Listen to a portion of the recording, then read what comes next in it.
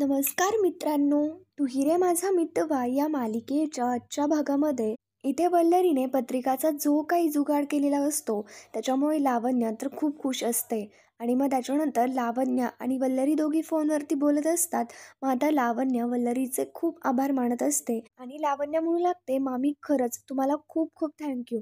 आणि तुम्हाला हे जे काही पत्रिकेचं करायचं सुचलं ना, त्याच्यामुळे आजी माझं आणि ARचं स्वतः लग्न लावून देतील. फक्त ती मिडल क्लास मुलगी मध्ये मध्ये नको करायला ना, म्हणून झालं. मग आता वल्लरी म्हणू लागते की तू त्याची अजिबात काळजी करू नकोस. फक्त ईश्वरी नाही तर तिच्या घरचे सुद्धा कायमची मुंबई सोडून जातील ना, अशी चोख व्यवस्था केली आहे मी. मग आता लावण्याला ते काहीच समजत नाही. आणि मग लावण्य विचारते म्हणजे काय.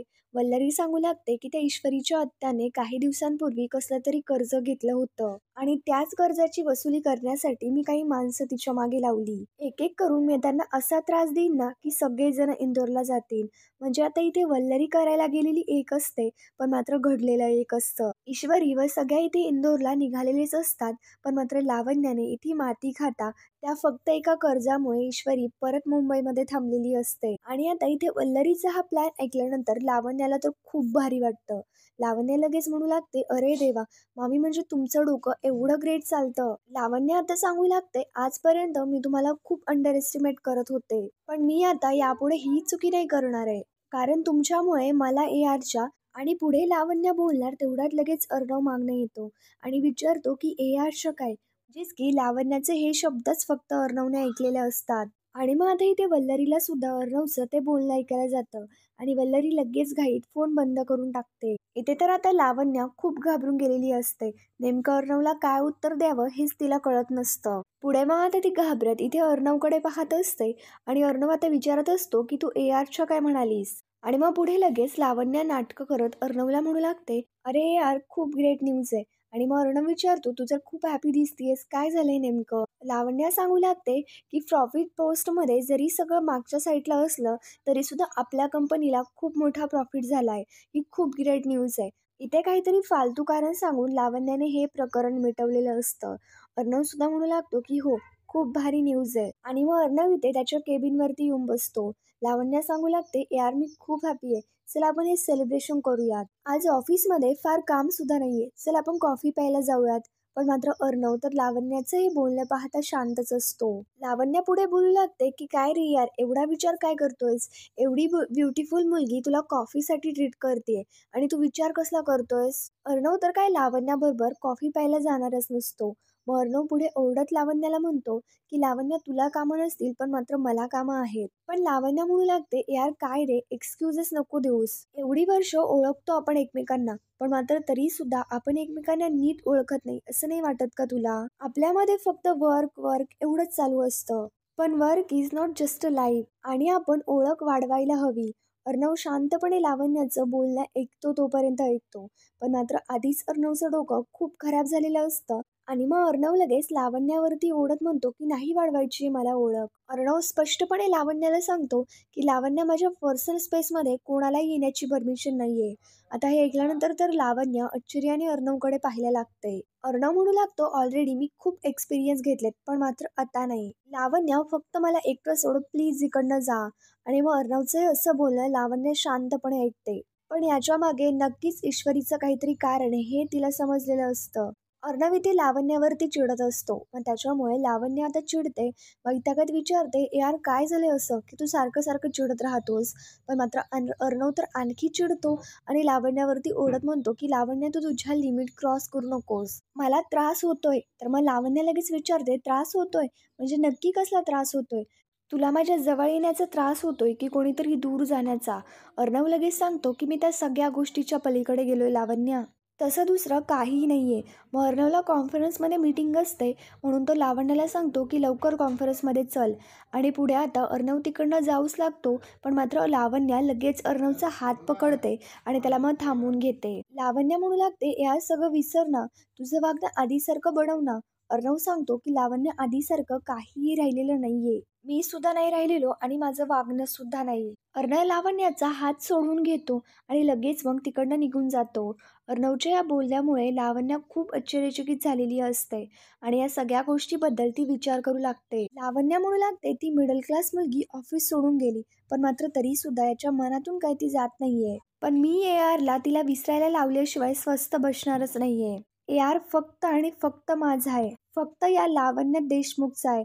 आणि मग त्याच्यानंतर लावण्य तर ईश्वरीवरती भयंकर चिडलेली असते आणि अर्णव फक्त तिचा आहे, ती अर्णवला कुठेही जाऊ देणार नाही असं स्पष्टपणे ठरवते. आणि मग इकडे दुसरीकडे आजी आता शांतपणे तिच्या रूममध्ये बसलेली असताना ती घडलेल्या प्रकरणाबद्दल विचार करत असते. तसंच मग त्यांना ईश्वरी आणि तिची पहिली भेट झालेला प्रकार आठवू लागतो की गणूबाप्पाच्या मंदिरामध्ये त्यांच्या दोघींची भेट झाली होती आणि तेव्हा ईश्वरी आजीला बोलली होती, माझे बाबा मला सांगायचे की पैसा कितीही कमवा पण मात्र माणुसकी नका विसरू. आणि मग त्याच्यानंतर आजींना रिस्पेक्ट देऊन ईश्वरीने कशा पद्धतीने नमस्कार केला होता. आजीला ईश्वरी आणि तिच्यामध्ये घडलेले सर्व काही प्रकार आठवत असतात आणि आता त्याच गोष्टीमुळे आजीला त्रास व्हायला लागलेला असतो. म्हणजे अर्णव आणि ईश्वरी दोघी एकत्र ऑफिसमध्ये गणूबाप्पाच्या स्थापनेसाठी बसलेले होते, पूजेसाठी बसलेले होते. तो प्रकार आता आजीला आठवत असतो. म्हणजेच की अर्णव आणि ईश्वरी जेव्हा जेव्हा एकत्र होते ते सर्व काही आठवता आजीला त्रास होत असतो. तीच गोष्ट कुठेतरी आजीला त्रास देत असते. आता आजी लगेच देवाला हात जोडत म्हणू लागते की देवा, अंजली म्हणतीये ती गोष्ट काही चुकीची नाहीये. ईश्वरीमुळे थोडा का असेना पण मात्र चिंटू बदललाय ना, ही गोष्ट खरी आहे. तो सांगत जरी नसला तरी सुद्धा त्याच्या मनामध्ये जर ईश्वरीबद्दल काही असेल तर, आणि मग त्या मधल्या काळामध्ये जर ईश्वरीला सुद्धा चिंटू आवडायला लागला असेल तर आजी या गोष्टीबद्दल विचार करतच असते. पण मात्र तेवढ्यात आता तिथे अंजली आणि मामा दोघे येतात. अंजली मग आता आजीपाशी बसते आणि आजीला सांगू लागते की ईश्वरी चिंटूसाठी योग्य नाहीये असं तू म्हणालीस, ठीक आहे ना, आपण त्याचा विचार सोडून देऊयात. पण मग लावण्याचं काय? आजी आता पुढे बोलू लागते, लावण्याचं काय? तिची पत्रिका चिंटूशी जुळतीये ना. अंजली पुढे बोलू लागते, लावण्या तुला चिंटूसाठी योग्य वाटतेय का? म्हणजे मी तिला जज नाही करत आहे, पण लावण्या या घरची सून म्हणून आणि चिंटूशी लाईफ पार्टनर म्हणून मला तरी इमॅजिन नाही करवत आहे. आजीला सुद्धा काय करावं काहीही समजत नसतं. आजी आता पुढे बोलू लागते की मला सुद्धा नाही वाटत आहे ग असं, पण मात्र माझं मन मला एक सांगते आणि त्यांच्या दोघांची पत्रिका एक सांगतीये. या वयामध्ये देव माझी अशी परीक्षा का बघतोय ना कोण जाणे. मामा इथे आजीला शांत करण्याचा प्रयत्न करत असतात. आजी विचारते, अविनाश मी कशी शांत होऊ? इथे चिंटूच्या आयुष्याचा प्रश्न आहे. आता इथे मामा म्हणू लागतात, बरोबर आहे तुझं, पण तुला पण माहिती आहे की ते दोघंही अनुरूप आहेत. आपल्याला वाटलं म्हणून त्यांच्या दोघांना एकत्र आणण्याचा प्रयत्न आपण सुद्धा केला आणि त्याच्यामुळे कदाचित त्यांना दोघांना एकमेकांबद्दल काहीतरी वाटायला लागलंय. आणि अंजली बोलते की ही गोष्ट आपण नोटीस सुद्धा केली आहे. आणि समजा खरंच चिंटू आणि ईश्वरीला एकमेकांबद्दल प्रेम वाटत असेल तर काय करायचं आपण? मग आता इथे मामा म्हणू लागतात, काय करायचं आई खरंच आपण? प्रेम बघायचं की पत्रिका? आणि मग पुढे अंजली बोलते, ते दोघे वेगळे होऊन सुखात राहू शकतील असं वाटतं का तुला? आजी बोलू लागते की याच्यासाठी माझ्या मनात फक्त एकच उत्तर आहे, ते म्हणजे लवकरात लवकर चिंटू आणि ईश्वरी यांच्या दोघांच्या मनामध्ये नेमकं काय ना हे जाणून घ्यायचं. अंजली तू लवकरात लवकर चिंटू आणि ईश्वरी यांच्या दोघांना एकमेकांबद्दल नेमकं काय वाटतं ना हे तू काढून घेण्याचा प्रयत्न कर. मग आता अंजली सांगते की मी प्रयत्न करतेय, मी आजच जाते ईश्वरीच्या घरी. आणि मग आजी इथे अविनाशला म्हणजेच की मामाला सांगते की तू इंदोरला जा आणि आपल्या खजिराण्या गणेशाच्या मंदिरामध्ये जाऊन अभिषेक कर, म्हणजे वातावरण जरा थोडंसं निवळेल. मग आता मामा सुद्धा सांगतात की हो आई मी उद्याच इंदोरला जातो. आणि मग पुढे आता अंजली विचारते, चिंटू ईश्वरी यांच्या दोघांना एकमेकांबद्दल प्रेम वाटतंय हे जर आपल्याला कळलं तर मग पुढे काय करायचं? मग पुढे अंजली बोलते की तुझ्या या प्रश्नाचं उत्तर माझ्याकडे आत्ता नाहीये. त्याच्यानंतर इकडे दुसरीकडे ईश्वरी आणि सुप्रिया दोघी बोलत असतात. ईश्वरी सुप्रियाला म्हणते, म्हणायला म्हणतात ग सगळे मिळून जाईल नोकरी, पण मात्र शोधायला गेलं ना की काहीच नाही मिळत. सुप्रिया आता म्हणते नेमकं काय झालं? ईश्वरी आता सांगू लागते, अगं त्यांना 10-10, 15-15 वर्ष अनुभव असलेले लोक हवेत, कोणाला फॉरेनची डिग्री हवी आहे आणि ज्यांना माझ्या एवढे शिकलेले लोक हवेत ती नोकरी मुंबईच्या बाहेर आहे. सुप्रिया आता सांगते, नाही नाही नको, मग नको काळजी करू, तू फक्त शोधत राहा. ईश्वरी सांगू लागते, आई सकाळपासून शोधतीये, मला लवकरात लवकर नोकरी मिळायला हवी ग. आणि मग सुप्रिया सांगते, इशू मिळेल ग नोकरी, बरं चल तू मला आतमध्ये मदत करायला चल. नमू आणि जयूताई यायची वेळ झाली आहे, सकाळपासून साड्यांचे सॅम्पल्स दाखवत फिरत असतील, आपण जेवण तयार ठेवूयात. आणि मग तेवढ्यात आता इथे ईश्वरीला भेटण्यासाठी अंजली आलेली असते. आणि मग अंजली आतमध्ये येण्याची परमिशन मागते. सुप्रिया आणि ईश्वरी दोघी आता इथे अंजलीकडे पाहत असतात. अंजलीला आलेलं पाहता ईश्वरीला आनंद होतो, पण मात्र सुप्रियाला नेमकं अंजली कोण आहे हे माहीतच नसतं. अंजली व सगळे बसल्यानंतर इथे ईश्वरी सुप्रियाला ओळख करून देते. अगं आई, या अंजली ताई आहेत, अर्णव सरांच्या मोठी बहीण. आणि मग ईश्वरी सांगते की ताई ही माझी आई आहे. आणि मग त्या दोघी एकमेकींना लगेच नमस्कार घालतात. आणि मग पुढे अंजली बोलू लागते की तुम्ही बरं झालं इंदोरला नाही गेलात, आपली भेट व्हायची होती ना. आणि मग सुप्रिया विचारते की कसं कळलं. तर मग आता इथे अंजली सांगू लागते, ॲक्च्युली मी ईश्वरीला फोन केला होता, पण मात्र तिचा लागला नाही म्हणून नम्रताला केला. आता ईश्वरी विचारत असते, ताई तुम्ही आज अशा अचानक काय आला. अंजलीला काय बोलावं काही समजत नाही. अंजली आता विचार करत म्हणू लागते, ॲक्च्युली मी इथे जरा कामासाठी आले होते. आजी म्हणाली होती की तू याच एरियात राहते, म्हटलं आता आलेच आहे तर भेटून जावं. ईश्वरी आता सांगू लागते, बरं झालं तुम्ही आलात. आता अंजली सांगते, केरळवरनं आल्यापासून आपली भेटच नाही झाली, फक्त एक फोन कॉल झाला आणि एक स्पेशल कारण सुद्धा आहे. आणि मग अंजली सांगते, काकूंच्या हातचा चहा प्यायचा होता, ज्या चहामुळे चिंटूने आपली चहा न पिण्याची सवय मोडली, तो चहा प्यायचा आहे. पुढे मग आता सुप्रिया ईश्वरी दोघी हसायला लागतात. सुप्रिया अंजलीला सांगते, तुम्ही चहा तर घ्या, पण मात्र जेवल्याशिवाय मी काय तुम्हाला सोडणार नाहीये. अंजली म्हणत असते, नाही जेवणासाठी नका थांबवू. पण सुप्रिया सांगते, असं कसं, मी तुमचं काहीच ऐकणार नाहीये. जेवल्याशिवाय मी तुम्हाला जाऊच देणार नाहीये. तुम्ही बसा इथे गप्पा मारत, मी स्वयंपाकाचं बघते. आणि मग त्याच्यानंतर अंजलीला जेवण करून पाठवायचं असं इथे सुप्रियाने ठरवलेलं असतं. आणि मग ईश्वरी अंजली दोघेही गप्पा मारत बसतात आणि सुप्रिया तिकडनं निघून जाते. आणि मग त्याच्यानंतर ईश्वरी इथे अंजलीला पाणी प्यायला देते. पुढे आता अंजलीला नेमकं कशा पद्धतीने बोलावं तिला काहीच समजत नसतं. इथे मग वल्लरी घडलेल्या प्रकरणामुळे खूप खुश असते आणि मामा इंदोरला जाण्याच्या तयारीमध्ये असतात. वल्लरी म्हणू लागते, घरातले सगळेच लय तोंड कशी पडले ना ईश्वरीच्या बाबतीमध्ये, आणि काहीच तिची घरामध्ये कौतुक सुरू होती. गुरुजींनी तिची पत्रिका सुद्धा बघितली नव्हती, तरी पण आपली सगळ्यांना 100% खात्री होती की पत्रिका जुळणार. नशीब की लग्नाची पत्रिका नाही छापून आणली. मामा तर लागतच इथे वल्लरीचं बोलणं ऐकत असतात आणि त्यांचं पॅकिंग सुरू असतं. आता मामा शांतच असतात. मामी विचारते, आता का तोंड बंद आहे, तुमची आई आणि तुम्ही मला किती बोललात. मग आता काय झालं, मी तुम्हाला म्हणाले होते की किती काही जरी झालं तरी सुद्धा होणार माझ्या मनासारखंच आहे. आता इथे मामा म्हणू लागतात, तुझ्या मनासारखं झालं की तू ते घडवून आणलं. वल्लरी आता जरा घाबरलेली असते आणि मामांना सांगते की ज्यांच्या मनाप्रमाणे काही घडत नाही ना, त्यांना हे सगळं करण्याची गरज असते.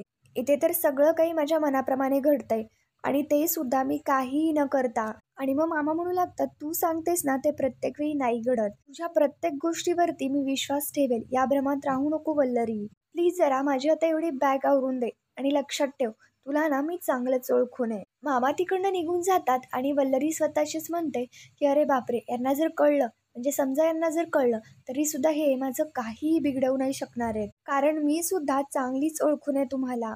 आणि मला म्हणे की बॅग आवर, आधी स्वतःला आवरा. आणि तिचा असा प्लॅन सक्सेसफुल झाला हे पाहता वल्लरीला खूप आनंद होत असतो आणि ती मोठ्या मोठ्याने असू लागते. त्याच्यानंतर इथे आता अंजली सांगू लागते की नम्रताने अगदी परफेक्ट ॲड्रेस समजून सांगितला आणि त्याच्यामुळे इथे येण्यासाठी काहीच प्रॉब्लेम नाही आला. आणि मग त्याच्यानंतर ईश्वरी सुद्धा सांगते की हो हो अगदी बरोबर.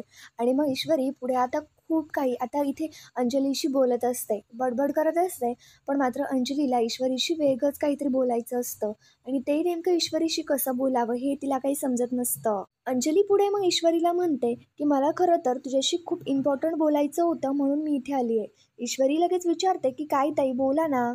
अंजली म्हणू लागते, इनडायरेक्टली बोलण्यापेक्षा मी फ्रँकलीच बोलते, ते सुद्धा तुझ्या मोकळ्या मनाने. मला जे वाटतंय ते सांग, मला सांग, तुला अर्णव आवडतो का, तुझं प्रेम आहे का त्याच्यावर. आणि मग ईश्वरीला नेमकं याच्यावरती काय उत्तर द्यावं तिला काहीही समजत नसतं आणि ती शांतपणे ऐकून घेते. अंजली म्हणू लागते, हा आपला लास्ट चान्स आहे, म्हणून मी वेळ न घालवता लगेच तुला विचारतीये. तुला सुद्धा जर तो आवडत असेल तर आपण पुढे काय करायचं याचा विचार करूयात. तू टेन्शन नको घेऊ, जे वाटतंय ना ते मला मोकळेपणाने बोलून टाक. आणि मग पुढे ईश्वरी आता सांगते की ताई मला अर्णव सर आवडतात. म्हणजे हा अंजलीचा भास आहे की नेमकं आता तिला हे खरं वाटतंय हे काय माहिती नाहीये. आता ईश्वरी सांगू लागते की प्रेम आहे की नाही हे नाही कळत आहे, पण अंजली सांगू लागते की ताई अगं नाही ग, तो खरंच तुला आवडतो आणि तो सुद्धा तुला खूप मिस करतो आणि हे प्रेमच आहे. मला असं वाटतंय की तुम्ही दोघांनी लग्नाचा विचार करायलाच हवा. ईश्वरी आता डोळे मोठे करत अंजलीकडे पाहते. पण मात्र आता इथे अंजली काहीच बोललेली नसते. हे फक्त अंजलीचे भास होत असतात. आणि मग ईश्वरी सावध करत विचारते, ताई कुठे हरवलात आणि कोणाचं लग्न? आणि मग पुढे आता अंजली म्हणते, की तू अर्णवला सांगितलंस का की तुझं इंदोरला जाण्याचं कॅन्सल झालंय?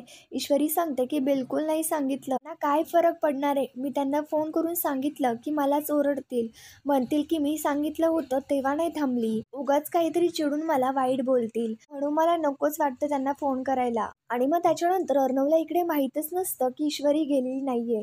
म्हणून अर्णव फक्त ईश्वरीच्या विचारांमध्ये असतो आणि तिला खूप मिस करत असतो. अर्णव रस्त्याने चाललेला असतो, पण त्याच्या डोक्यामध्ये तिथे ईश्वरीचाच विचार असतो. त्यांच्या दोघांमधलेही घडलेले त्याला सर्व प्रकार आठवत असतात आणि त्याच गोष्टी त्याला त्रास देत असतात. मग मित्रांनो, पुढील भागामध्ये आपण पाहणार आहोत, ईश्वरी अर्णव दोघेही फोनवरती बोलत असतात. आता इथे ईश्वरी सांगते की संध्याकाळपासून कोणालाच तुमचा कॉन्टॅक्ट नाही होत आहे. मग आता याच्यावरती अर्णव म्हणतो, तुला कसं काही कळलं? तर मग आता इथे ईश्वरी सांगते की अंजली त्या येऊन गेल्या घरी. मग अर्णव विचारतो, नक्की कुठेस तू? ईश्वरी म्हणू लागते, आमचं इंदोरला जाणं कॅन्सल झालं आहे. अर्णव विचारतो, आधी का नाही सांगितलं?